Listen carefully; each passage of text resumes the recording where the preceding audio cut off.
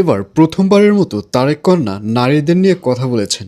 অর্থাৎ জাইমা রহমানকে দেখা গেছে কোনো এক বক্তৃতায় সে এত সুন্দরভাবে ইংলিশে এবং বাংলায় কথা বলেছেন, যেটা শুনে সবার প্রশংসায় ভাসছেন তারেক রহমানের যোগ্য মেয়ে জাইমা রহমান। জাইমা রহমান শুধু দেশের নয়, জাইমা রহমান নারীদের নিয়েও কথা বলেছে।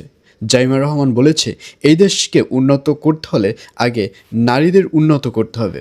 কারণ নারীরা যদি এস্টাবলিশ হয়, নারীরা যদি শিক্ষিত হয়, তাহলে এই দেশটাই উন্নত হবে।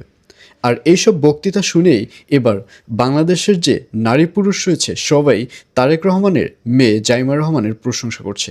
তারা সবাই বলছে যে দাদির মতোই একজন যোগ্য উত্তরসূরি হতে চলছে জাইমা রহমান।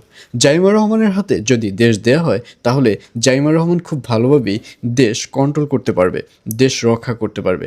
আসলে প্রথমে তারেক রহমানকে নিয়ে মানুষ যতটা লাফালাফি করেছে, এখন দেখছি যে তার থেকে বেশি তার মেয়ে জাইমা রহমানের প্রশংসা করছে, জাইমা রহমানকে নিয়ে লাফালাফি করছে। তো ভিউয়ার্স, আপনাদের কি মনে হচ্ছে, জাইমা রহমান কি আসলেই দেশ কন্ট্রোল করতে পারবে? জাইমা রহমানকে যদি দেশের দায়িত্ব দেওয়া হয়, তাহলে কি সে দেশটি পরিচালনা করতে পারবে সুষ্ঠুভাবে? অবশ্যই কমেন্টে আপনার মূল্যবান বক্তব্যটি লিখে পাঠান।